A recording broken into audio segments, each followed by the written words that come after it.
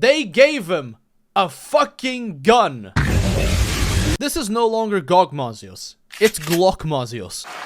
God, I am so fucking funny. Real quick before the video starts, the Monster Hunter Awards is actually just starting its nominations, and I've been nominated for Best Monster Hunter YouTuber of 2025. See? That's me, right there. While being nominated is more than enough, it is such an honor. Winning this would be pretty fucking cool, I'm not gonna lie. Please consider supporting your boy and giving Monster Hunter Awards a follow on Twitter if you use the platform. Their link's gonna be in the description. Anyway, Title Update 4. It seems like it has split the community somewhat into some people thinking that this was the perfect resolution for Monster Hunter Wilds, the perfect ending, but some other people feel underwhelmed. They feel like perhaps it was too easy, perhaps it wasn't the right monster for the job, and you know, that's perfectly fine. I think this kind of shift in perspective is what makes the Monster Hunter community so open-minded. And so today, I'm going to be giving you my opinion on Title Update 4. We're going to talk about Gogmazios, not just his regular fight now, but his old fight and For You. We're going to talk about the new endgame system. We're going to talk about Lumenhymn, and we're also going to be talking about, you know, the new event and practice quests. Now, I want to talk about his past, but the Windward Plains doesn't quite fit the vibe for it, so...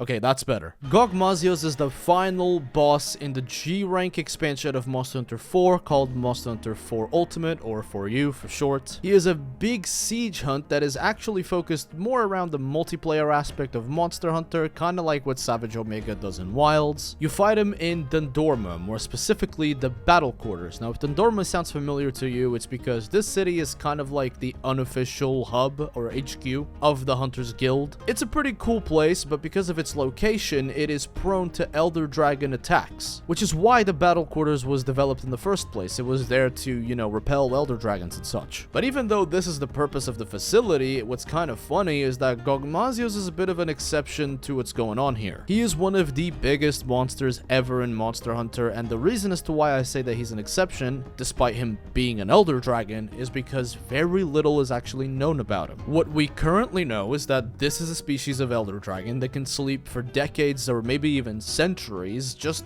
chills. I don't know what to tell you, it just sits there. But when this thing wakes up, it wakes up hungry as hell, and it goes out to search for his favorite food, sulfur, which can be found in gunpowder. And guess where there is a lot of gunpowder? That's right, this fucker comes crashing into any guild weapons facility or storage facility, and it just devours guns. What's also really cool about his design is that he was always meant to be this like big menacing dragon. That's why when he lifts his face and shows his chin, you have this little like holes in his skin that resemble, you know, a face. Even though it kind of looks like a dick. In fact, his silhouette was supposed to resemble a demon, and it was very Souls-like, you know, very From Software Miyazaki coded. But then the Monster Hunter team was like, wait, we're not From Software. Okay, we gotta make this dude look more like a dragon. His design philosophy is pretty damn cool, but what's even cooler is the fight itself. Like I said earlier, Gogmazios is a siege hunt, which basically means that the hunt is multiplayer focused and you will essentially have different roles to split between hunters. I like to split the Gog siege into two different roles. Number one is the artillery, which is people that are just on this platform that moves to 3 different places, loading up the cannon and making sure to line up the shot to deal a bunch of extra damage to the monster. Then you got the hunters on the ground who are facing the monster head on, but they have to avoid all of these like tar puddles that just explode. So you're dealing with that as well as the monster's aggro most of the time, but don't think just because you're an artillery you're safe, because eventually when, you know, Gogmazios will notice that you're up there and he will just... But enough about that, let's go back to the present time and talk about the potential for its fight. Hi, it's me again. Did you miss looking at my beautiful high definition face? Bright lights don't only bother me when I'm at the gathering hub, they also really bother me when I'm trying to sleep. But thankfully, Manta Sleep's got my back. You see, I work 2 jobs and I do YouTube, so I work like 7 days a week, and sometimes the only way to get through the day is by having a nice midday nap. But I'm gonna be honest, I really struggle to sleep when there's a light in any room, and I ain't gonna spend $5,000 to get those like really expensive blinds. But thanks to Manta Sleep, I actually can achieve total darkness and get my beauty sleep as I should. These guys make absolute banger sleep masks. Their products offer all the luxurious perks of ultra soft silk while giving you an absolute blackout feeling for deep sleep. The eye cups are really gentle, which is great because the skin around your eyes is actually really delicate. And they were so nice that they even sent me one of their masks. How cool is that? I've been using it non-stop, not gonna lie. Make sure you check them out in the pinned comment as well as in the description of the video for 20% off of the white noise machine in the US, and international websites will give you 20% 20% off of the silk mask. Huge thank you to MANTA Sleep for sponsoring today's video, and thank you for the mask as well. That was very nice, and I promise you it's being put to good use. Anyway, back to the video. Let's talk about that new Gogmazios. Many of you guys have been asking me on the live streams what my overall opinion on him is, and honestly, he is great. I actually really like him. The whole cutscene where Nadia comes in like aura farms, and then you have Olivia guarding Werner with her body, that was pretty damn metal. I'm not gonna lie, that's really cool. We've always known that lore and the narrative hasn't always been Monster Hunter's strongest fit, and you know, that's why most characters are kind of forgotten, or they weren't even given proper names in older games until like Rise. But ever since Rise, I feel like the team's done a really good job to implement these characters into the narrative and make them useful. Like Olivia could have died from doing what she did, and that's, you know,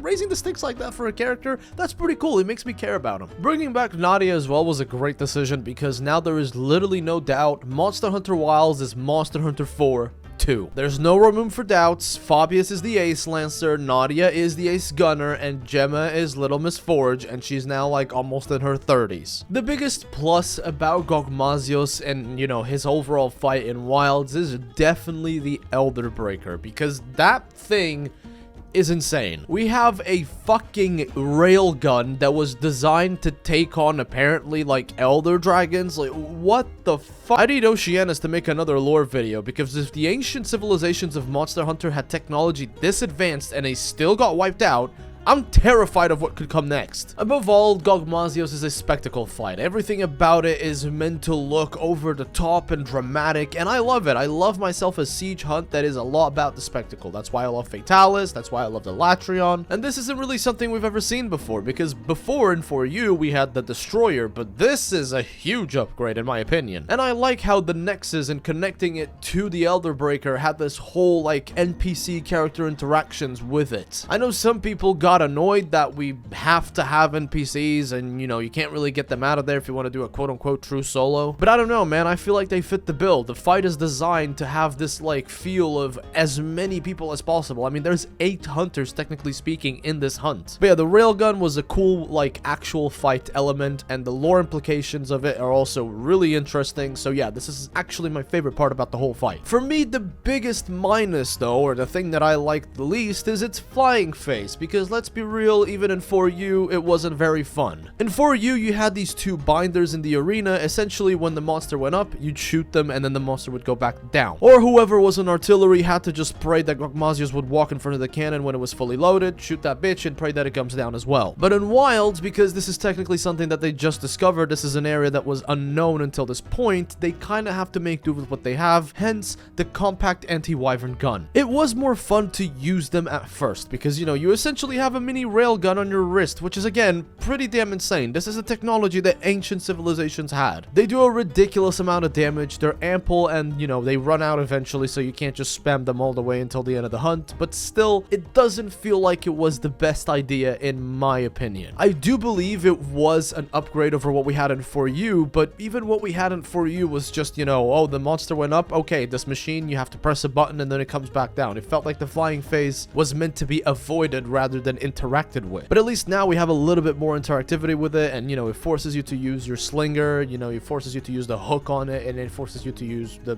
little ammo that you get. If anything, their primary purpose is to make sure that if you're not playing a ranged weapon, you can at least still be useful in the hunt, and also make sure that you deal enough dragon damage to avoid its own version of Eschaton Judgment, which needless to say looked fucking gorgeous. Although you can avoid the first one by climbing onto the rocks, assuming that Gogmazios hasn't destroyed them beforehand, you will need someone with a shield to block for you after you meet the damage threshold. Originally, I thought this was going to be something that only Fabius can do, you know, that's his reason for being there. He is the only NPC that can block that, nobody else can, and then, you know, everyone has to take cover behind him.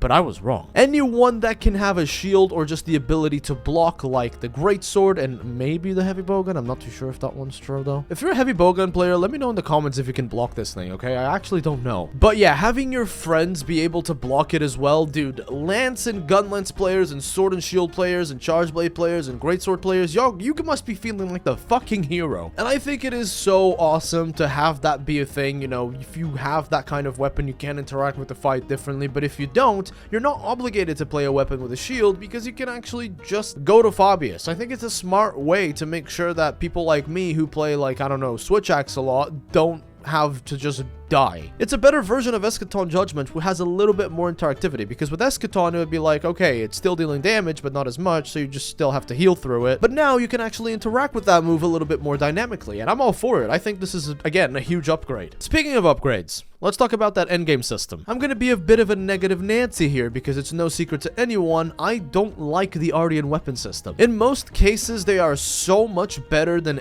any weapon monster tree that you could have. Even a pretty mid roll with an Ardian weapon will still absolutely stomp out the competition, and it's kind of been meh. I've played 600 hours, and I only have one quote-unquote god roll that I had before the Gogma Ardian weapons came around, which was for a fire lance that I used like maybe a handful of times. But I think this version of the system is actually a lot more digestible. You are very likely to increase the power of your weapon by a considerable amount, even if you get a so mid kind of Gogma Ardian roll, right? You can get a bunch of attack EX stuff and a little bit of sharpness, which is still basically the ideal setup unless you're trying to do elemental. But you know what's also cool is you get the set bonus skill and the group skill, which is pretty damn useful. I'll talk about them more in a second, because right now I actually want to focus on the more technical weapons, because Gogma Ardians work a little differently when it comes to weapons like the Charge Blade, the Switch Axe, and the Gun Lance. This is where I'm gonna get a bit ranty and perhaps a bit negative, because I don't think the person that made this system plays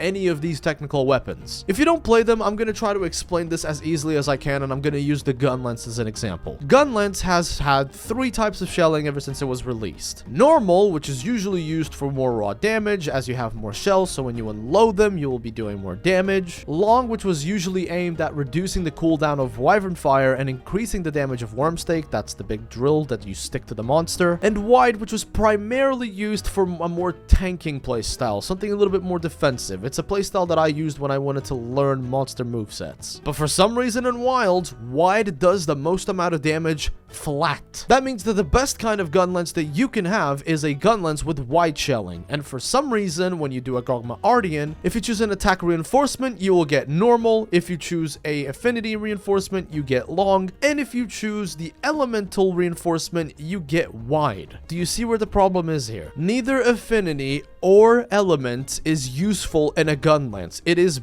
easily the most forgettable, most past skill. Nobody uses them when making a gun lance set. And so the fact that the wide shelling is locked to elemental means that even if you choose attack or if you choose element, you're losing out on like 10 raw damage. Switch Axe has something similar, because Switch Axe has a lot of different file types. You have power, which increases your raw damage. You have element, which, you know, will deal elemental damage of whatever element you've chosen. You have dragon, which I'm gonna be honest, I don't know what fucking dragon does. I don't know why you have element and dragon, I don't ask. But then you usually also have exhaust files, which drain the monster's energy a little bit, tires them out a little bit faster, but if you hit the monster in the head, it also does KO damage. But for some ungodly reason, in Wilds, there is only one Switch Axe with this file, which is the Bone Switch Axe. And this is where the problem with the Gogma Ardian weapons come in, because if you choose an attack reinforcement, you get power, which makes sense, you're increasing your raw damage after all. If you choose affinity, you get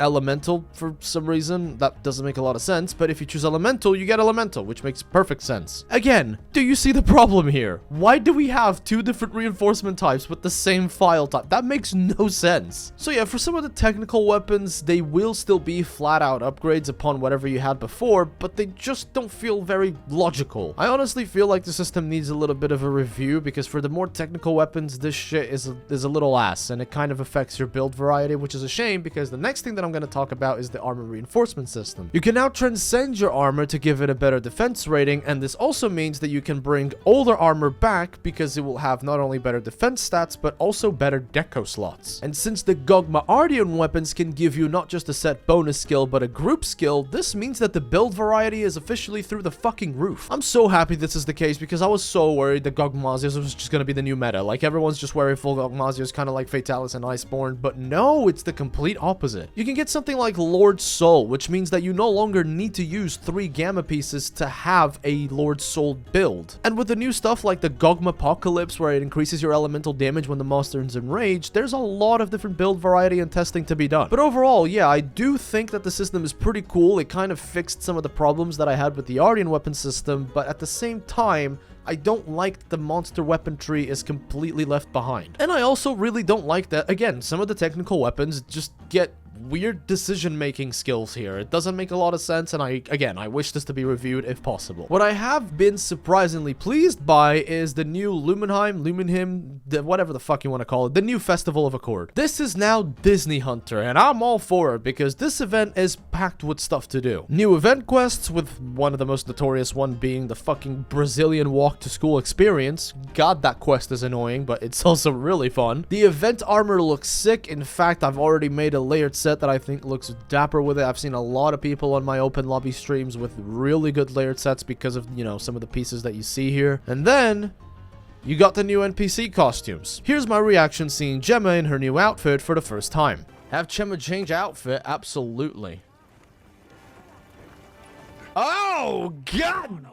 Damn! Oh, they are staring at me. Holy shit. The new Festival of Accord does feel like Disney Hunter a little bit in terms of the decorating, but other than that, I don't really have a problem. I think the event's awesome. There's plenty of new shit to do, and, you know, the new character costumes being there for a limited amount of time, unless you buy them, is still pretty sweet. I'm not bringing up the micros right now because I want to make a fully dedicated video for them, and that's probably going to be a video that's only going to come out in January because, like, the year is going to end in, like, 11 days, and I ain't got that much free time to make a brand new video, but, you know, it's gonna happen. The new 3 9-star monster quests is also really cool, and overall, man, I'm really pleased with Title Update 4. I understand that a lot of people are underwhelmed by Gogmazios. They don't like the NPCs being a part of the hunt, and that's fine. I didn't spend any time in today's video addressing the people that don't like it, because truth be told, if you don't like it, you don't like it. I'm not gonna sit here and try to convince you that, you know, what I like in this particular hunt is what you should like as well. Though I will say, I really cringe when people are out here calling the Gogmazios fight just a bunch of reused assets, nothing new, nothing exciting. I think you're a fucking idiot and you're impossible to please at that point. Like, bro, you gotta understand that whenever a new monster comes out, be it an expansion or a new Monster Hunter game or a title update, the chances of it being a monster that you enjoy are actually really low, and so you should just open up your mind to perhaps enjoy things that you didn't enjoy at first. But that's pretty much it. Title Update 4 was the last major title update. We're still gonna get Arch-Tempered Jintahad and Arch-Tempered Arkveld, and that's gonna be cool. Definitely gonna check those out. But other than that, we're not really gonna get anything new until the expansion for Wilds. I'm honestly quite pleased outside of the whole performance shenanigans with Wilds. I'm really pleased as to how the game turned out, and I'll probably make a couple of videos talking about the full base game experience when it's all out with, you know, Arch-Tempered Arkveld and all that stuff. Once again, a huge thank you to MANTA